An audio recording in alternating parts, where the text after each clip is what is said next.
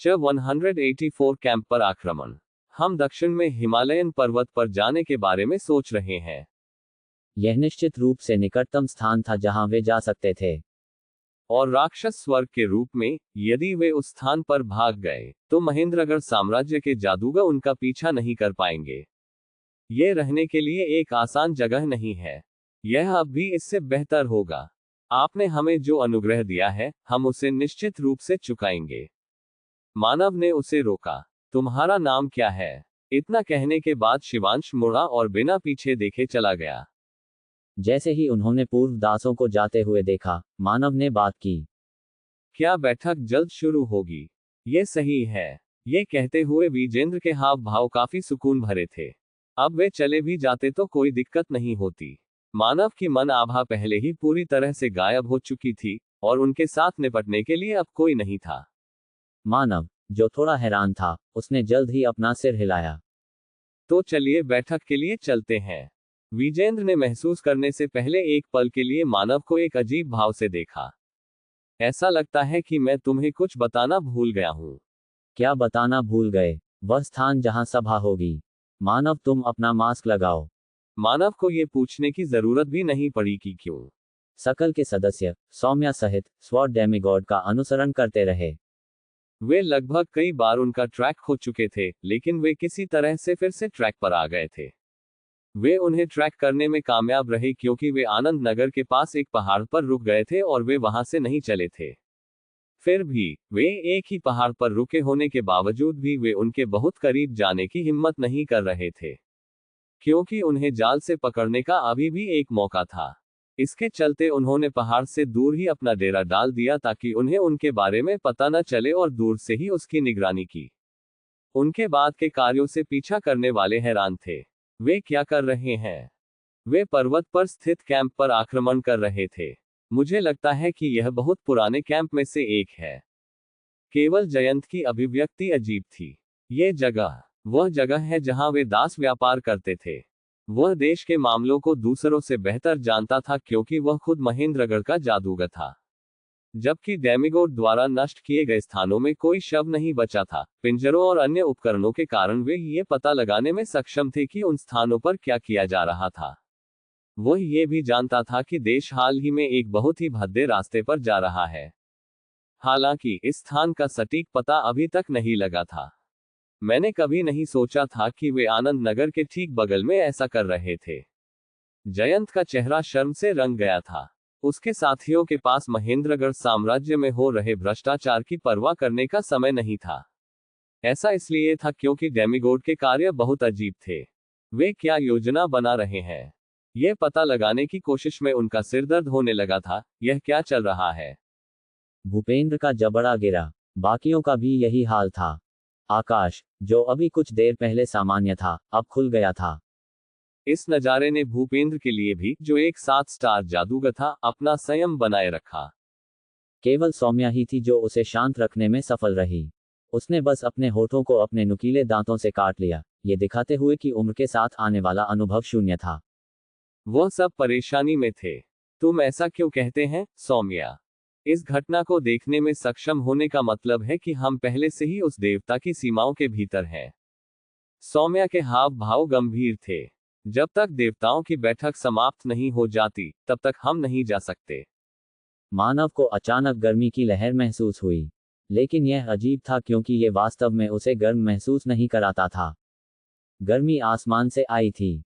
बादलों के बीच एक आदमी के आकार में पूरी तरह से आग से बना एक विशाल प्राणी दिखाई दिया। उसकी आकृति इस प्रकार प्रचंड रूप से जल रही थी मानो वे सारे संसार को जला डालेंगे। मैंने तुम्हें उसके बारे में पहले बताया था, है ना? वह उन प्राणियों में से एक है जिन्हें तुम सर्वनाश कहते हो। अब से अपने शब्दों और कार्यों से सावधान रहें। वास्तव में, यह बेहतर होगा कि आप कुछ भी न कहें। मानव ने सिर हिलाया। जैसा कि विजेंद्र ने कहा, बोलने और सुराग प्रकट करने के बजाय अपना मुंह बंद रखना बेहतर था। आकाश की ओर देखने से पहले विजेंद्र ने उस पर एक नजर डाली। अग्नि, जो पर्वत से भी बड़ी थी, धीरे धीरे सिकुड़ने लगी जब तक कि वह एक सामान्य मानव के आकार का नहीं हो गया। यदि वह पहले आग से बने एक दिव्य प्राणी की तरह था, वह लाल बालों वाले एक सामान्य मानव की तरह था। मानव ने अपने समय में कई देवताओं को वशीभूत और नष्ट किया था, लेकिन ऐसा दृश्य उसने पहली बार देखा था। वह अपना आकार इतना बदल सकता है। उसने एक पल के लिए इसके बारे में सोचा, लेकिन जल्द ही उसे एहसास हुआ कि यह इतना अजीब नहीं था, क्योंकि ड्रैगन में भी अपना आकार बदलने की क्षमता थी। शायद यह विजेंद्र भी कर सकता है। क्या विजेंद्र वही था? मानव उत्सुक था, लेकिन वह इस स्थिति में नहीं पूछ सका। ऐसा इसलिए था क्योंकि अग्नि पहले ही उनसे संपर्क कर चुका था। वह उसके दाहिनी ओर मानव की तरह मास्क पहने हुए था। ऐसा लगता है कि आप इस बार पहले थे, लेकिन ये थोड़ा अप्रत्याशित है। मुझे उम्मीद नहीं थी कि आप पहले ही इस जगह को साफ कर देंगे। ऐसा लग रहा था कि वह धर्मेंद्र और उसके आदमियों के बारे में बात कर रहे हो जो पहाड़ पर रह रहे थे। विजेंद्र ने दो टूक जवाब दिया। मैंने ऐसा इसलिए किया क्योंकि मैं पहले से ही पास था। अच्छा ऐसा है। वैसे भी अच्छा काम। तब अग्नि ने अपनी आंखें मानव की ओर घुमाई। क्या यह आपका देवदूत है? बगल में चलने से पहले अग्नि ने सिर हिलाया। उसे देवताओं को आमने सामने देखने का सामना करने में सक्षम होना चाहिए। आपके पास बहुत अच्छा है। मैं देख रहा हूं कि तुमने आखिरकार एक देवदूत बना दिया। मैंने इसे पाने के लिए थोड़ा संघर्ष किया। उस समय अग्नि के पीछे खड़ी आकृति ने मानव की ओर देखा।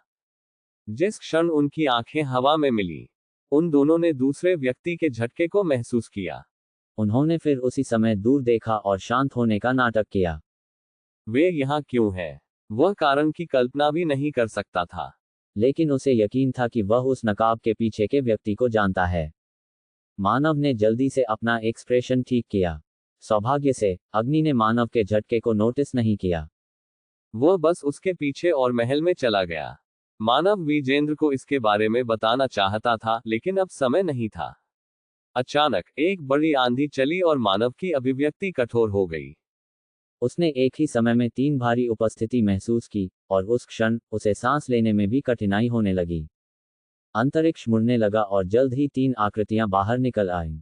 सुनहरे बालों वाली एक युवती, एक कंकाल और एक झुर्रीदार बूढ़ा जिसकी पीठ झुकी हुई है। देवांश, मृत्युंजय और अनंत।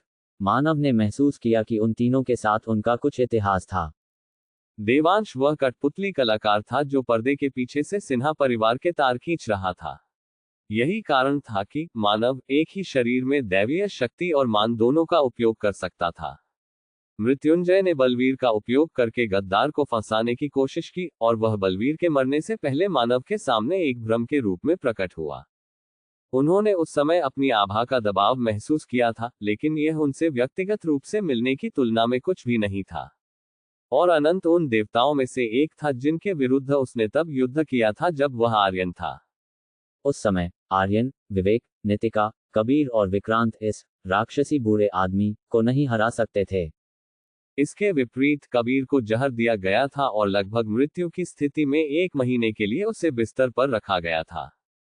बेशक वे अनंत का कुछ नुकसान करने में सफल रहे थे, लेकिन हार तो हार ही थी। यह और भी चौंकाने वाला था क्योंकि उस समय आर्यन और उनकी पार्टी ने देवताओं से लड़ने के लिए अपना आत्मविश्वास बनाना शुरू ही किया था। उस समय की तुलना में अनंत इस तथ्य को छोड़कर ज्यादा अलग नहीं दिखते थे कि उनके कपड़े अलग थे। मुझे नहीं लगता कि हमें बहुत देर हो चुकी है। मुझे विश्वास नहीं हो रहा है कि अग्नि ने हमें हरा दिया। कितना आश्चर्य है। अनंत मुस्कुराया और अपनी कफयुक्त आवाज में बोला जैसे ही उसने महल को देखा। वह अपने भीतर अग्नि की शक्ति को महसूस कर रहा था। CH-185 घुसपैठिए। विजेंद्र ने हाथ जोड़कर उनकी ओर देखा। तुम तीनों एक साथ आए हो। किस लिए? मैंने देवताओं से कुछ दिलचस्प जानकारी सुनी, इसलिए मैं ये देखने आया कि क्या ये सच है। रोचक जानकारी। मीटिंग शुरू होने पर मैं आपको बताऊंगा। मुझे यकीन है कि आपको ये पसंद आएगा। ये कहते हुए देवांश मुस्कुराया, लेकिन विजेंद्र चिंतित हुए बिना नहीं रह सका। मृत्युंजय, जिसने उनके आने के बाद से एक शब्द भी नहीं कहा था, उसने कहा कि पहाड़ से नीचे देखा। घुसपैठिए हैं क्या? घुसपैठिए बैरियर में घुसने की कोशिश कर रहे हैं? नहीं, वे पहले से ही अंदर हैं। यह अजीब बात है।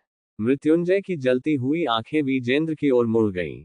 मुझे विश्वास नहीं है कि आप, जो हमारे बीच सबसे संवेदनशील हैं, उन्हें महसूस नहीं किया। क्या हो रहा है, विजेंद्र? उद्धरण चिन्ह ... ऐसी बहुत सी चीजें हैं जिनके बारे में मुझे चिंता करनी पड़ी है, इसलिए मेरी इंद्रियां हाल ही में सुस्त हो गई हैं। एक पल की चुप्पी के बाद विजेंद्र ने सिर हिलाया। अगर यह आपकी ओर से आ रहा है तो ये सच होना चाहिए। फिर मैं जाकर चूहों की देखभाल करूंगा। क्या तुम ठीक हो जाओगे? क्या आपको दंडित नहीं किया जाएगा? देवांश ने कहा। हमने देवताओं से वास्तव में कुछ दिलचस्प सुना। उस समय मानव मदद नहीं कर सका, लेकिन महसूस किया कि उसके सामने त्वचा रहित कंकाल मुस्कुरा रहा था। सब कुछ पक्का हो गया है। ये बहुत ही मजेदार और रोमांचक होगा। फिर मृत्युंजय गायब हो गया। मानव ने उनकी उपस्थिति का अनुसरण किया। सौभाग्य से वह महल के बाहर स्पष्ट रूप से देखने में सक्षम था। और वह तुरंत भ्रमित हो गया, क्योंकि एक समाशोधन में काले कवच में सैकड़ों शूरवीर खड़े थे। विजेंद्र बुदबुदाया। कोड ... वे ताना के साथ यहाँ आए। उसने ऐसा कहा जैसे वह मानव को समझा रहा हो। मैंने नहीं सोचा था कि वे ब्लैक ड्रैगन भेजेंगे। ऐसा लगता है कि उन्होंने धर्मेंद्र के व्यवसाय को मेरी अपेक्षा से अधिक महत्व दिया। विजेंद्र, महेंद्रगढ़ आपका क्षेत्र है। वे आपकी जानकारी के बिना यहाँ कैसे स्थापित हो सकते हैं? देवांश ने ही अनंत की बातों का जवाब दिया था। यह क्षेत्र उन्हें गए सैकड़ों साल हो गए हैं। इस देश ने जो रास्ता अपनाया वह काफी शानदार है। क्या तुम जानते हैं, विजेंद्र, जिस कारण से प्रभु महेंद्रगढ़ में मिलना चाहते थे? उसने सोचा कि इसे सफाई की जरूरत है। देवांश ने ब्लैक ड्रैगन और इशारा किया। ये तो शुरुआत है। मृत्युंजय आकाश में खड़ा था और आकाश से उन्हें नीचे देख रहा था। ब्लैक ड्रैगन ने उनकी उपस्थिति पर ध्यान दिया और वे व्यस्तता से तैयारी करने लगे, लेकिन अब उन्हें कुछ भी नहीं बचा सकता था। वे मृत्युंजय को, जो हवा में था, अपनी तलवारबाजी से नुकसान नहीं पहुंचा सकते थे। मृत्युंजय ने आराम से गति करते हुए एक उंगली को फैलाया और काली शक्ति का एक गुच्छा सिरे पर एकत्रित होने लगा। फिर काली शक्ति अलग होकर सैकड़ों छोटी छोटी काली कीलों का निर्माण करती है। मानव ने महसूस किया, ब्लैक ड्रैगन की संख्या से मेल खाती है। मोहिनी फिर कागज की तरह उनके हेलमेट में सटीक रूप से घुस गए। फिर ड्रैगन, जो उनकी मृत्यु के बाद कुछ पलों के लिए वहां खड़े थे, एक साथ गिर पड़े। बस इतना ही था। एक पल में सभी ब्लैक ड्रैगन का सत्यानाश कर दिया गया था। यह मृत्यु है। संतोषपूर्वक बड़बड़ाने के बाद मृत्युंजय का शरीर चमक उठा और विजेंद्र के पास फिर से प्रकट हो गया। विजेंद्र के चेहरे पर अजीब से भाव थे। भले ही आप दंड का सामना कर सकें, क्या ये सैकड़ों लोगों को मारने के लिए बहुत अधिक नहीं है? हमें अब इसके बारे में चिंता करने की जरूरत नहीं होगी। क्या हमें अंततः भगवान की सजा से बचने की संभावना मिल गई है? मानव की अभिव्यक्ति उसके नकाब के पीछे मुड़ गई। विजेंद्र का आश्चर्य उससे कम नहीं था। ये तब था। अंदर आ जाइए। मानव का पूरा शरीर जम गया। ये एक ऐसी आवाज थी जिसे वह कभी नहीं भूल पाएंगे। ये एक ऐसी आवाज थी जो एक गिरजाघर में भगवान की पुकार सुनने जैसी पवित्र लगती थी, लेकिन इस आवाज का मालिक पवित्र के अलावा कुछ भी नहीं था। मानव महल की टूटी हुई दीवार के अंदर देखने के लिए मुड़ा। अग्नि के बगल में एक प्राणी चुपचाप अपनी उपस्थिति प्रकट कर रहा था। इसे अस्तित्व कहने का कारण ये था कि इसे अभिव्यक्त करने का कोई अन्य तरीका नहीं था। इसमें एक आदमी का समग्र आकार था। हालांकि इसका सिर अंडे की तरह चिकना था क्योंकि इसमें किसी भी विशेषता का अभाव था। उसके बाल भी नहीं थे। उसके शरीर पर कपड़ों का एक सिला भी नहीं था, जो उसके मजबूत मर्दाना फिगर को प्रकट कर रहा था, और सबसे बढ़कर उसके शरीर से लगातार सफेद रोशनी निकल रही थी। ये बिल्कुल वैसा ही दिखता था जैसा 3500 साल पहले था। अंदर आओ, मेरे प्यारे परिवार। देवताओं ने धीरे से इशारा किया। उन शब्दों पर विजेंद्र सहित देवता महल में प्रवेश करने लगे। मानव देवताओं का सामना करने के लिए अनिच्छुक था। हालांकि कुछ देवदूत पहले से ही महल में प्रतीक्षा कर रहे थे, इसलिए उनके पास विजेंद्र का अनुसरण करने के अलावा कोई विकल्प नहीं था। ये थोड़ा ठंडा है। हाथ मिलाने से पहले प्रभु चुपचाप अपने आप में बुदबुदाए। फिर टूटी हुई दीवार को फिर से बहाल कर दिया गया, जैसे कि समय ही उलट गया हो। यह एक ऐसी प्रक्रिया थी जिसे प्रकृति के नियमों से समझाया नहीं जा सकता था। हालांकि उपस्थित देवता ऐसी चीजों के अभ्यस्त लग रहे थे क्योंकि उन्होंने कोई प्रतिक्रिया नहीं दिखाई। महल में एक नया देवदूत था जिसने नकाब भी पहन रखा था। वे यहाँ कब आए? अग्नि को छोड़कर अन्य सर्वनाश अपने देवदूतों को नहीं लाए थे। क्या वह व्यक्ति देवताओं का देवदूत था? अपने और अग्नि के दूत की तरह इस व्यक्ति ने एक बड़ा लबादा पहना था, जो न केवल उनके रूप को छिपाता था बल्कि उसकी उम्र के बारे में भी जानकारी देता था। जैसा कि मानव ने सोचा था, विजेंद्र भगवान की ओर मुड़ा और कहा, इसे बीते एक अरसा हो गया है। विजेंद्र मेरे सबसे बड़ा भाई है। तुम बढ़िया रहे हो। मेरे पास है। अच्छी बात है। देवता खुशी से हंस पड़े। एक बार फिर मुंह खोलने से पहले विजेंद्र कुछ देर तक भगवान को देखता रहा। क्या मैं पूछ सकता हूं कि तुम इतने समय से क्या कर रहे हो? ये बहुत महत्वपूर्ण था। बेशक, आपको अभी पता चल जाएगा। देवांश। जनरल ने देवांश को इशारा किया, जो मुस्कुराया और अपनी जेब से कुछ निकाला। यह एक धातु का पिंड था। यह पहली बार है जब मैंने इसके बारे में सुना है। यह अपेक्षित है। आखिरकार यह एक ऐसी धातु है जिसे हमने व्यक्तिगत रूप से खोजा और नाम दिया है। विजेंद्र को कुछ घबराहट सी हुई। ऐसा लगता था कि अन्य देवता इस धातु के बारे में पहले से ही जानते थे। केवल विजेंद्र और अग्नि ये दिखाने के लिए भाव बना रहे थे कि उन्होंने इसके बारे में पहले नहीं सुना था। देवांश ने कहने से पहले धातु को छुआ। पहली नजर में ये बिना किसी विशेष गुण के एक साधारण धातु है। यह उतना मजबूत नहीं है और ये दैवीय शक्ति का बहुत अच्छे से संचालन नहीं करता है। लेकिन तभी हैरान कर देने वाला नजारा सामने आया। देवांश ने अपनी उंगली से धातु के एक छोटे से टुकड़े को फाड़ा और उसे अपने मुंह में डाल लिया। टुकड़ा एक पो के आकार के बारे में था, और भले ही ये कठिन नहीं था, फिर भी यह अभी भी एक धातु थी। यहां तक कि एक ड्रेक, जो अपने मजबूत जबड़ों और तेज दांतों के लिए जाना जाता था, अगर उसने वही कोशिश की तो उसके मुंह से खून निकलेगा। फिर भी देवांश ने अपने जबड़ों को हिलाया जैसे कि वह बिस्कुट को निगलने से पहले चबा रहा हो। फिर उस क्षण विजेंद्र को लगा कि देवांश के शरीर में दैवीय शक्ति गायब हो गई है। आप क्या सोचते हैं? क्या ऐसा नहीं लगता कि मेरी दैवीय शक्ति लुप्त हो गई है? ऐसा होता है, लेकिन यह अभी भी वही है। देवांश के हाथ के ऊपर एक छोटा बवंडर बना। स्पष्ट था कि उसकी दैवीय शक्ति पहले की तरह ही शक्तिशाली थी। फिर भी ये बिल्कुल महसूस नहीं किया जा सका। विजेंद्र के भाव कठोर हो गए। उद्धरण चिन्ह डॉट डॉट डॉट। क्या तुमने इसे छुपाया? क्या आपको लगता है कि मैं आपको धोखा दूंगा? आप अभी भी समय से बहुत पीछे हैं। देवांश आत्मसंतुष्ट था। विजेंद्र ने उसे अजीब तरह से देखा। धातु की शक्ति। यह एक मिश्र धातु है जिसे मैंने बनाया है, लेकिन मूल रूप से मैंने इसे हमारी दिव्य शक्ति को छिपाने के लिए बनाया है। मैं उन सकल कमीनों से थक गया था जो मेरे पीछे पीछे चल रहे थे, लेकिन यह मेरी भविष्यवाणी से कहीं अधिक प्रभावी साबित हुआ। देवांश ने अपनी हंसी नहीं रोकी। सिर्फ धातु का एक टुकड़ा खाने से आप सजा की चिंता किए बिना एक निश्चित अवधि के लिए जितने चाहें उतने नश्वर लोगों को मार सकते हो। हम परमेश्वर के नियमों को धोखा दे सकते हैं। ये केवल कुछ ही मिनटों तक रहता है, और जितना अधिक आप दैवीय शक्ति का उपयोग करते हैं, अवधि उतनी ही कम होती है, लेकिन ये कुछ भी नहीं से बेहतर है। यदि यह सच था, तो यह महाद्वीप पर उन सभी जातियों के लिए विनाशकारी समाचार था, जिन्होंने देवताओं का विरोध किया था। नकाब के पीछे मानव का चेहरा पत्थर से भी सख्त था। तभी उसे समझ में आया कि मृत्युंजय बिना किसी चिंता के ब्लैक ड्रैगन का सफाया करने में सक्षम क्यों था। क्या धातु अनिश्चित काल तक उत्पादित की जा सकती है? CH-186 भगन की आवाज। विजेंद्र ने लापरवाही से एक बहुत ही महत्वपूर्ण बात की ओर इशारा किया। देवांश ने आगे जो कहा उस पर मानव ने पूरा ध्यान दिया।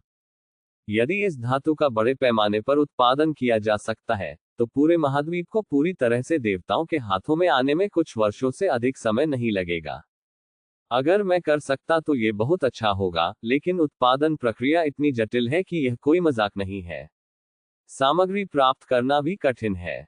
इसलिए अभी के लिए हमें इसे संयम से इस्तेमाल करने की जरूरत है। इतना कहने के बाद देवांश ने अपने हाथ में रखी धातु को विजेंद्र को दे दिया। इसे छोटे छोटे टुकड़ों में काट कर खा लो। मैं इसे एक तरल बनाने पर भी विचार कर रहा हूं, लेकिन मुझे शोध करने के लिए इंतजार करना होगा। हमारी आपूर्ति समाप्त हो सकती है। विजेंद्र ने चुपचाप सिल्लियां हटा दी। मृत्युंजय ने अपनी आंखें सिकोड़ लीं। तुम बहुत खुश नहीं दिखते, विजेंद्र। इतने समय से हमें परेशान कर रहे कीड़ों को नष्ट करने का यह एक अवसर है। क्या आप उत्साहित नहीं हैं? मुझे कोई दिलचस्पी नहीं है। आपने हमेशा से यही कह रहे हो? नहीं, हमेशा से नहीं। मृत्युंजय थोड़ा बह गया। क्या तुम्हें पता था, जब से आपने 3500 साल पहले मगध को नष्ट किया था, तब से आप बहुत अजीब व्यवहार कर रहे हैं। मानव एक बार फिर आभारी था कि उन्होंने मास्क पहन रखा था, क्योंकि उसके लिए अपने चेहरे पर दिखाई देने वाले आश्चर्य की चमक को छुपाना लगभग असंभव था। मगध विक्रांत का जन्म स्थान था। क्या विजेंद्र वही था जिसने इसे नष्ट किया था? स्वॉर्ड किंग विक्रांत ने अपने देश के साथ मिलकर अपना अंत किया था। बोधि वृक्ष के शब्द एक बार फिर मानव के दिमाग में गूंजने लगे। तो क्या इसका मतलब यह नहीं था कि विजेंद्र, जिसने को नष्ट कर दिया था, वह भी विक्रांत को मारने वाला था? 3500 साल पहले ही बीत चुके हैं, मृत्युंजय। चीजों को बदलने के लिए इतना समय काफी है। घृणित बातें कहना बंद करो। परिवर्तन एक ऐसी चीज है जिसे केवल अपूर्ण प्राणी ही अनुभव करते हैं। ये हम जैसे प्राणियों पर लागू नहीं होता, जो जन्म से ही परिपूर्ण है। मुझे नहीं लगता कि हम परिपूर्ण हैं। ये शब्द सुनते ही अचानक एक भयानक आभा फैल गई। मृत्युंजय ने अपनी पूरी ताकत झोंक दी थी। उनकी निगाह में साफ शक साफ झलक रहा था। विजेंद्र के रवैये से मानव को थोड़ी निराशा हुई। वह ये नहीं समझ पाया कि वह ऐसे शब्दों और कार्यों का उपयोग क्यों कर रहा था जो मृत्युंजय के साथ संघर्ष का कारण बन सकते थे, जबकि शांत रहना बेहतर था। इसके बारे में सोचो। यह अनंत ही था जिसने गंभीर मुस्कान के साथ बोलना शुरू किया। जैसा कि उन्होंने कहा, उनकी मुस्कान ने उनके भारी झुर्रीदार चेहरे को और भी बुरा बना दिया। उर्वशी मर चुकी थी। देवांश ने अपना सिर झुका लिया, क्योंकि वह पहली बार यह समाचार सुन रहा था। औरों का भी यही हाल था। अग्नि दो टूक बोला, तुम अभी ऐसा क्यों कह रहे हैं? मुझे भी अभी पता चला है। अनंत ने विजेंद्र को देखा। विजेंद्र को उस समय यकीन हो गया था। भले ही बाकी लोग ऐसा नहीं सोचते थे, फिर भी इन दोनों ने उस पर शक किया। हालांकि वह इससे बहुत हैरान नहीं थे। आखिरकार उसने बहुत सी संदिग्ध चीजें की थी। ये स्पष्ट था कि वे अभी निश्चित नहीं थे, लेकिन मौजूदा माहौल पहले से ही खराब था। एक मौका था कि उनका शक अग्नि और देवांश तक फैल सकता था। ये तब था। मृत्युंजय, अनंत। मृत्युंजय अनंत की ओर मुड़ने से पहले ही कांप उठा। अचानक प्रभु के पहले निराकार मुख पर एक मुख प्रकट हुआ। जैसे बर्फ के मैदान में दबी हुई कोई चीज अंततः प्रकट हो गई। सफेद दांतों को प्रकट करते हुए देवता मुस्कुराए। तुम अपने भाई के साथ क्या कर रहे हो? मुझे क्षमा करें। मैं बहुत जल्दबाजी में था। दो अभिमानी देवताओं ने तुरंत क्षमा मांगी। देवता का मुख फिर गायब हो गया। इस बार उन्होंने विजेंद्र की ओर रुख किया। कृपया समझें, विजेंद्र, यह इस बात का प्रमाण है कि हमारी वर्तमान स्थिति कितनी असामान्य है। मुझे पता है, विजेंद्र ने स्पष्ट रूप से जवाब दिया, और मृत्युंजय ने इस तथ्य से आंतरिक रूप से उसे नाराज महसूस किया। ये बहुत अलग है। ये वह शब्द था जिसे सकल ने यहाँ एकत्रित 5 देवताओं का वर्णन करने के लिए इस्तेमाल किया था, लेकिन मृत्युंजय ही एकमात्र ऐसा व्यक्ति था जो जानता था कि उनके विपरीत विजेंद्र पर भगवान द्वारा बिल्कुल भी दबाव नहीं डाला गया था। वह अनुमान लगा सकता था क्यों। देवता दुनिया के नियमों के रूप में जाने वाली ऊर्जा के विशाल शरीर से अलग होने वाले पहले व्यक्ति थे। और आत्म चेतना के साथ उभरने वाला अगला देवता विजेंद्र था।